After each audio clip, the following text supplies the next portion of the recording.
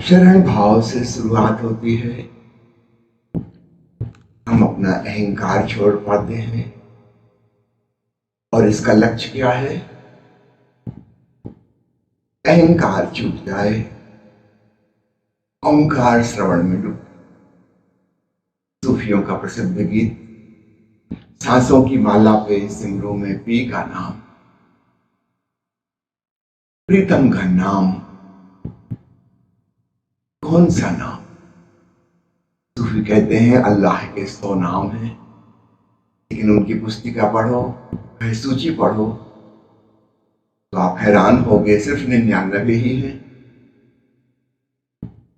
लगेगा शायद मुझसे गिनने में भूल हो गई, दोबारा गिनेंगे आप, फिर 12 गिनेंगे, लेकिन वास्तव में 99 ही हैं। और शीर्षक है अल्लाह के 100 नाम। असली नाम लिखा नहीं जा सकता, बोला नहीं जा सकता, पढ़ा नहीं जा सकता। ये 99 नाम वास्तव में नाम नहीं है, ये तो परमात्मा की गुणवत्ता, उसकी क्वालिटी बता रहे हैं। समझो सूफी कह रहे हैं कि वह रहमान है, तो रहमान कोई नाम नहीं, वह रहम करने वाला है, रहीम है, दयालु है, करुणावान है। तो करुणावान होना एक गुण है, नाम थोड़ी हुआ। ठीक इसी प्रकार बाकी सारे 99 नाम उसके गुण हैं, नाम नहीं है। नाम तो छोड़ ही दिया। सदगुरु ओशो ने अपनी एक किताब का शीर्षक रखा 99 नेम्स ऑफ नथिंगनेस। 100 नाम तो बोल ही नहीं सकते, लिख ही नहीं सकते, लेकिन हाँ सुन सकते हैं।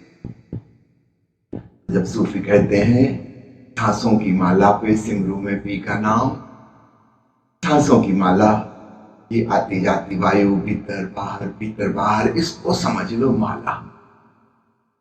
कोई माला के बोलिए खिसकाने की जरूरत नहीं है। सांसों का यह मंत्र चल ही रहा है, और से साक्षी बन जाओ।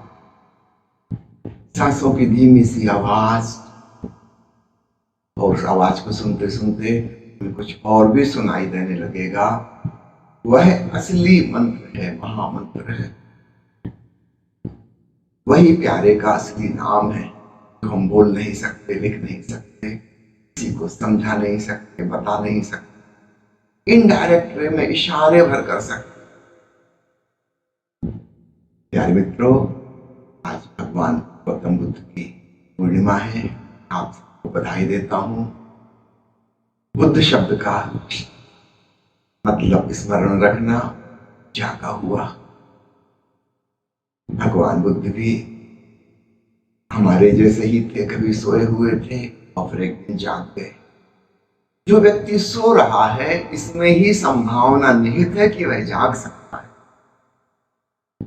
वो जो जाग गया है, भली भांति जानना, वो कभी सोया।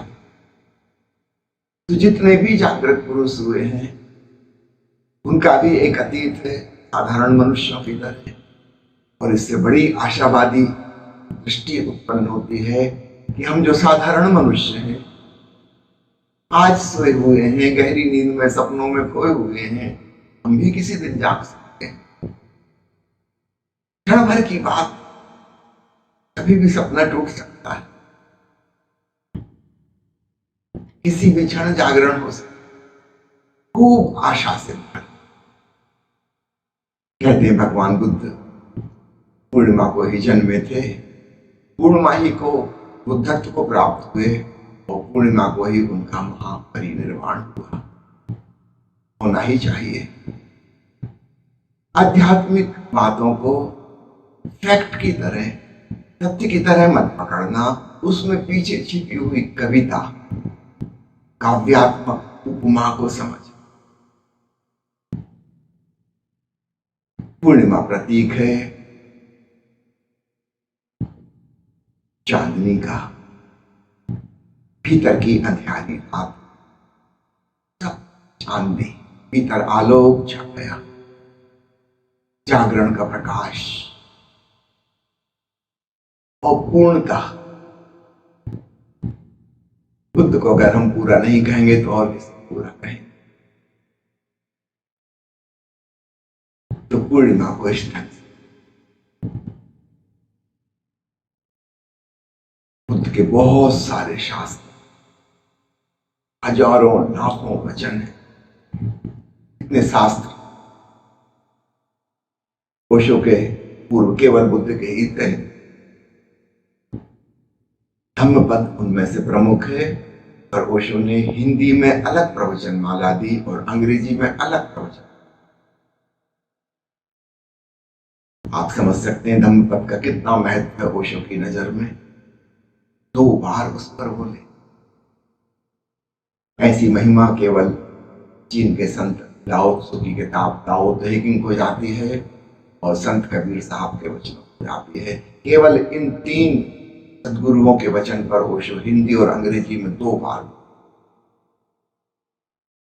धम्मपद का एक अद्भुत वचन है। भगवान बुद्ध कहते हैं कि हजारों शास्त्रों को पढ़ने की बजाय उस शास्त्र को पढ़ो से पढ़कर शांति मिलती है। हजारों प्रवचनों को सुनने की बजाय उस एक प्रवचन को सुनो, इससे मन उपशांत होता है। और प्रवचन में हजारों शब्दों को सुनने की बजाय उस एक वचन को सुनो जिससे शांति मिलती है। और वचनों में सैकड़ों शब्दों को सुनने की बजाय उस एक शब्द को सुनो जिसे सुनकर शांति मिलती है। भगवान बुद्ध के कहने का ढंग रिपीटिटिव था। एक ही बात को जैसे 3-4 ढंगों से कहें, क्योंकि हम अज्ञानी लोग सुनते ही कहां, बार बार कहने के बाद भी कहां सुनते हैं। असली बात से हम चूक ही जाते हैं। तो अगर सारे बौद्ध धर्म ग्रंथों का सूत्र निकालना हो तो धम्मपद के एक वचन में आ जाता है, क्योंकि बुद्ध स्वयं ही कह रहे हैं हजारों शास्त्रों, हजारों सिद्धांतों, हजारों प्रवचनों, हजारों पदों, हजारों शब्दों को सुनने की बजाय उस एक शब्द को। वो शब्द कौन सा? गुरु ओशो ने बड़ी सुंदर व्याख्या की है। हम समझेंगे वह शब्द कौन सा है तब आप हैरान होंगे। सूफी जो कह रहे थे पी का नाम सांसों की माला में सुनो, ठीक वही बात भगवान बुद्ध कह रहे हैं। विपස්සना करते करते करते वह घड़ी आ जाए कि वह एक शब्द सुनाई पड़े। ये उनके अपने कहने का अंदाज है। शब्द को सिख गुरु साहेबानों ने भी खूब उपयोग किया,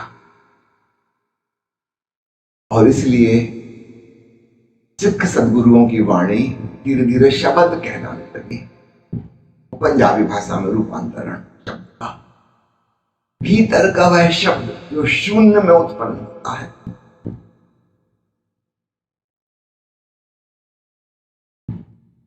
उसको सुनने की तरफ इशारा है। और 10 गुरु साहिबानों ने जो वचन बोले हैं अपने मुख से, अपने कंठ से, याद रखना वे सब इशारा कर रहे हैं उस एक शब्द को सुनने। तो शब्द शब्द के 2 मीनिंग हो गए। एक तो वह महामंत्र जो हमारे भीतर गूंज रहा है जिसे सुनना है, और उसे सुनकर, उसे जानकर, उस मौन संगीत में डूबकर फिर कोई व्यक्ति जब कुछ बोलता है उसके शब्दों में भी उस एक शब्द की सुगंध आ जाती है। इसलिए गुरुवाणी को, गुरु के शब्दों को इतना महत्व दिया जाता है। उनमें मौन की सुगंध है, जैसे मौन ही मुखर हो गया, निशब्द में से शब्द उगाए, महाशून्य में से ध्वनि निकल आई। कुछ ऐसा हो रहा है। मुझे ये याद आता है विष्णु की एक प्रवचन माला है, हरि ओम तत्सत। उसके पहले प्रवचन में ही ओशो ने समझाया कि हरि का अर्थ परमात्मा, ईश्वर, भगवान, जो कुछ भी तुम कहो, अलग अलग भाषाओं में हजारों नाम हैं, लेकिन वे उसके असली नाम नहीं है। असली नाम है हरि ओम। वह ओम, वह एक शब्द, वह एक अक्षर, शायद शब्द और अक्षर कहना भी ठीक नहीं, ध्वनि कहो, शायद ध्वनि कहना भी ठीक नहीं, क्योंकि सारी ध्वनियां टक्कर से पैदा होती हैं। तो टक्कर के लिए कम से कम दो चाहिए। वे आहत नाद है, तो भीतर जो ध्वनि गूंजती है वह अनाहत संगीत है। वहां दो है ही नहीं, वहां अद्वैत। तो हरि ओम तत्सत, तत् यानी वह सत, the truth, ultimate truth. Hari Omkar की ध्वनि है, यही परम सत्य है। God is the soundless sound, this is the ultimate truth. Osho ने कहा ईश्वर के बहुत नाम हैं। हिंदुओं के पास अद्भुत ग्रंथ है विष्णु सहस्त्र नाम, उनमें से यह नाम मुझे बहुत प्यारा है, हरि। क्योंकि हरि का मतलब एक और होता है, हरण करने वाला, चोर। परमात्मा को चोर क्यों कहा? बड़ी मीठी बात है। जब वह ओंकार की ध्वनि सुनाई पड़नी शुरू होती है, धीरे धीरे वह तुम्हें तुमसे चुरा लेगी। वो जो तुम समझ रहे थे कि मैं हूं, अहम भाव, वह अहंकार गायब हो जाएगा जब ओंकार प्रकट हो जाए। तो सारी अशांति, सारे तनाव उस अहंकार के कारण, जब वह गायब हो गया, परम शांति, परमानंद, सच्चिदानंद है, फिर तुम समाधिस्थ हो गए। ओशो ने यह बात समझाते हुए उस दिन एक और अद्भुत प्रयोग कराया। पहले उन्होंने वह कहानी सुनाई। तुमने सुना होगा कि बुद्ध का जब जन्म हुआ तो वे 7 कदम चले, खड़े खड़े ही पैदा हुए। तो उनकी मां भी उस समय खड़े हुई थी वृक्ष के नीचे। बुद्ध खड़े खड़े जमीन पर आए, 7 कदम चले और उन्होंने घोषणा की, I am the most enlightened person on the earth. जगत में मैं सर्वाधिक जागृत व्यक्ति हूं। निश्चित रूप से यह तथ्य तो नहीं हो सकता, फिर भी इसमें सब छुपा है।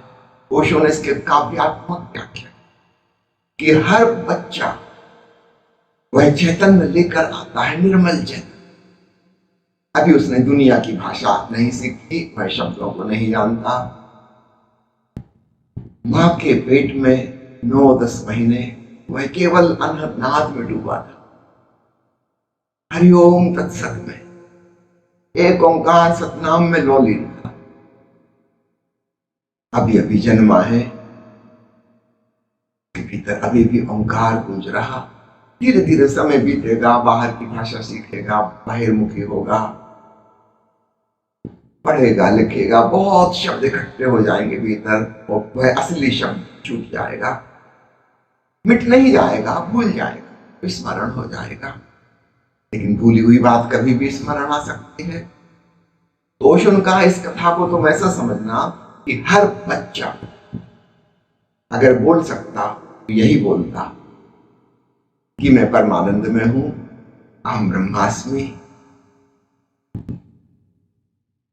मेरे भीतर बुद्ध का कमल खिला हुआ है। हर बच्चा यही बोलता। रोशन कहा आज तुम एक प्रयोग करना, जब मैं प्रवचन देकर चला जाऊं तो सब लोग खड़े होना,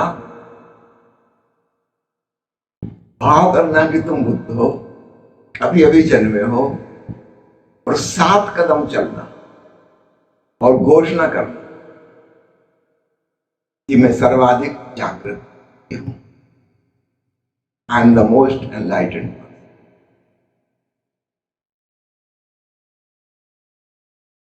प्रवचन के बाद यह अद्भुत प्रयोग ओशो ने कराया। हरिओम तत्सत के प्रथम प्रवचन में कहा कि फिर याद रखना, भूल मत जाना, चलते फिरते, भोजन करते, बातचीत करते, अपने दैनंदिन क्रियाकलापों में, चाय पीते कि स्नान करते, भूल मत जाना कि मैं बुद्ध हूं,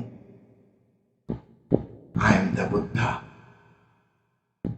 यहां बुद्ध शब्द से केवल गौतम बुद्ध मत समझना।